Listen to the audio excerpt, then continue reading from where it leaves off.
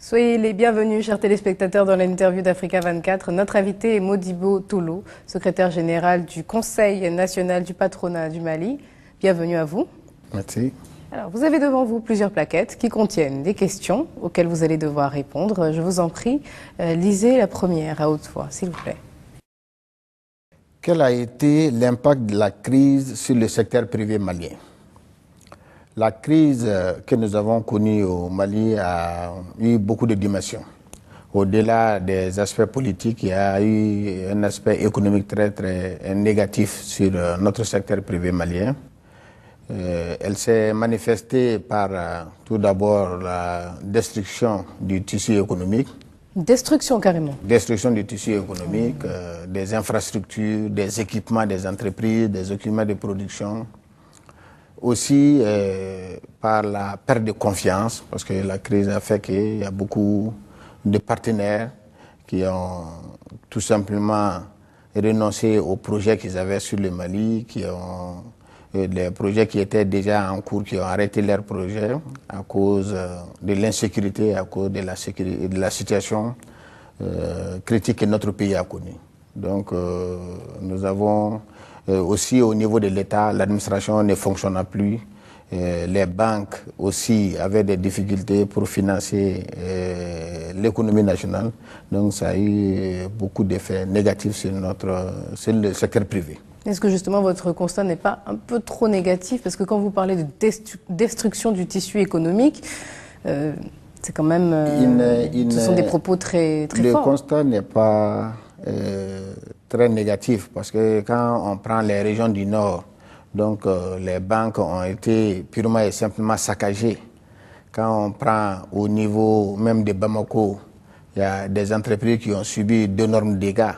Donc les outils de production, tout le capital est parti. Aussi les entreprises hôtelières, les entreprises touristiques qui sont généralement dans ces régions ont tout simplement fermé. Aussi, les grands chantiers des entreprises qui avaient eu de gros marchés, des grands chantiers, étaient arrêtés. Donc ça a été vraiment très dur pour notre secteur privé. Et dans une correspondance que vous avez adressée au ministère du Commerce et de l'Industrie récemment, vous avez dénoncé une certaine forme de lenteur. Alors, est-ce que vous pouvez nous en dire plus ? Oui, parce que tout juste au lendemain de la crise, nous, au niveau du Conseil national du patronat du Mali, nous avons réuni tous les groupements professionnels. Je rappelle de passage que le Conseil national du patronat du Mali regroupe à son sein 40 groupements professionnels et 7 patronats des régions. Toutes les régions du pays ont un patronat régional. Donc quand la crise a éclaté, nous avons organisé au niveau du patronat une réunion pour prendre les préoccupations du secteur privé. Et quand nous avons recensé toutes les préoccupations, nous avons élaboré un document qu'on a intitulé « Les préoccupations du secteur privé malien à l'égard de la crise ». Quand vous dites au lendemain de la crise, c'était quand? C'était en avril 2012. C'était en mars-avril 2012. Donc nous avons adressé cette correspondance, nous avons envoyé nos préoccupations au Premier ministre qui a finalement envoyé pour traitement au ministère du Commerce. Et depuis après 6 mois, 7 mois, on a mis en place une commission État-secteur privé pour discuter des préoccupations. Et des travaux de cette commission, il est ressorti un certain nombre de points d'accord qui devaient être mis en œuvre. Mais malheureusement, sur certains points, on sent effectivement beaucoup de lenteur. Une lenteur due à quoi? À la crise en elle-même qui fait que les préoccupations principales sont ailleurs, ou vraiment dû au fait que le secteur privé soit quelque part délaissé? Non, dû surtout au comportement de l'administration. Au comportement de l'administration parce que nous prenons par exemple, si nous prenons la correspondance dont vous faites allusion, quand nous l'apprenons, on a surtout parlé du décret d'application de la loi d'indemnisation. Il y a eu une loi d'indemnisation qui avait été votée par l'Assemblée nationale. Jusqu'à présent, on ne parvient pas à adopter les décrets d'application de cette loi, alors que les entreprises ont subi beaucoup de dégâts et ils attendent cette indemnisation pour la relance économique. Ensuite, on a une préoccupation très forte. Beaucoup d'aides au Mali étaient conditionnées justement par une élection présidentielle. Et donc on pouvait s'attendre logiquement à ce que ce soit après que le président soit élu que la situation se débloque. Non, nous pensons que adopter une loi d'indemnisation ne doit pas attendre l'élection du président de la République, parce qu'il y a un ministère technique qui s'occupe de cette question. Donc ça c'est des missions, des tâches qu'on devrait faire avant l'élection présidentielle. Et cette lenteur-là, vous l'avez ressentie uniquement depuis la période de la crise ou alors même avant, au niveau des revendications que vous posez et du temps d'exécution de celle-ci? De façon générale, c'est même avant, parce que généralement, nous partons plus vite que l'administration. L'administration est vraiment très lente pour gérer les préoccupations du secteur privé. Alors, plaquette suivante, s'il vous plaît. L'état de l'assurance maladie obligatoire entre les travailleurs et les employeurs vous préoccupe. Pourquoi? Cette question nous préoccupe énormément, dû au simple fait que c'est une loi qui a institué l'assurance maladie obligatoire au Mali. Et à notre grande surprise, quand on a commencé à la mise en œuvre de cette assurance maladie obligatoire, il y a eu des protestations venant du côté des travailleurs. Donc, on en a beaucoup parlé ici. Il y a des protestations, donc il y a des travailleurs qui ont estimé qu'ils n'étaient pas suffisamment informés, ils n'étaient pas suffisamment impliqués. Donc ils ont demandé, ils ont fait des marches, ils ont fait des grèves, ils ont fait des sit-ins. Donc finalement, le gouvernement a reculé. Et le fait que peut-être aussi cette assurance maladie était obligatoire. Cela a posé problème à certains Maliens aussi. Oui, elle était obligatoire, mais c'était convenu avec toutes les parties, qu'elle soit obligatoire. Même les organisations syndicales des travailleurs qui ont dénoncé après ont participé aux négociations sur l'assurance maladie obligatoire. Je crois qu'après, il y a eu d'autres évolutions qui ont fait que ils ont dénoncé, ils ne voulaient plus venir à cette assurance maladie obligatoire. Et à notre grande surprise, à la sortie d'un conseil des ministres, il y a eu un simple communiqué du conseil des ministres, rendant cette assurance maladie facultative.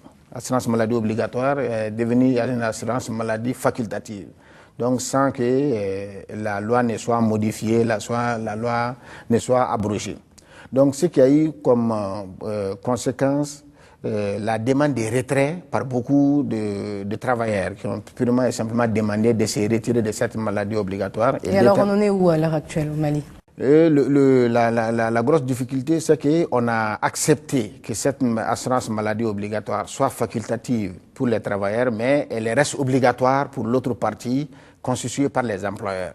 Donc la grosse difficulté que nous avons, du côté des employeurs, donc nous disons si nos travailleurs ne veulent pas de l'assurance maladie obligatoire, on ne doit plus faire obligation à l'employeur de payer la part patronale pour ces travailleurs qui a décidé librement de se retirer de l'assurance maladie obligatoire. Ce qui paraît très logique, oui. C'est ça. Donc malheureusement, au niveau des autorités, ils veulent que ça reste obligatoire pour les employeurs, mais facultatif pour les travailleurs. Donc c'est la grosse difficulté. Donc les employeurs sont doublement pénalisés dans ce cas de figure. Les employeurs sont doublement pénalisés. Plaquette suivante, s'il vous plaît. Vous avez le choix entre deux questions. Pourquoi estimez-vous que la sauvegarde de l'intégrité territoriale du Mali passe aussi par le secteur privé? On s'en étonne. On peut supposer que la sauvegarde de l'intégrité territoriale passe par l'élection d'un nouveau président, par une armée forte, par la réconciliation nationale. Vous parlez du secteur privé. Oui, parce que sans sécurité, il n'y a pas d'entreprise. Il n'y a pas d'entreprise. Parce que je viens tout juste de le souligner, au nord, avec l'insécurité, toutes les entreprises sont parties. Et puis, sans intégrité territoriale, il n'y aura pas d'investissement. Il n'y aura pas d'investissement. Quand il n'y a pas de partenaires qui viennent investir dans notre pays, ça veut dire que ça n'est fini pour le secteur privé. Donc l'intégrité territoriale était d'ailleurs dans les préoccupations que nous avons soumises au gouvernement, le premier point de notre préoccupation. Donc il faut réinstaurer l'intégrité territoriale du Mali. Mais via le secteur privé.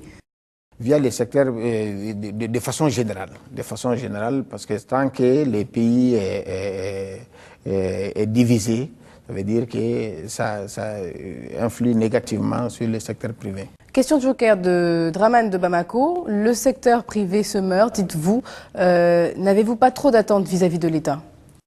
Non, pas trop d'attentes. Nous demandons à l'État ce que nous estimons que l'État doit faire pour le secteur privé. Parce que, comme vous le savez, dans tous les pays du monde, donc l'État a une mission régalienne, c'est de créer les infrastructures, de mettre à la disposition certaines facilités pour permettre aux entreprises de se développer. Donc ça, c'est des missions que l'État doit faire. Par exemple, je prends le cas de l'électricité à Bamako qui nous préoccupe énormément, qui joue beaucoup sur la compétitivité de nos entreprises, parce que quand vous prenez, si une entreprise doit produire elle-même son électricité, ça devient difficile et ça joue beaucoup sur la compétitivité avec les autres entreprises de la sous-région. Merci à vous, Modibo Tolo. Vous êtes secrétaire général du Conseil national du patronat du Mali. Merci, c'est moi. Chers téléspectateurs, merci à vous également et surtout restez sur Africa 24.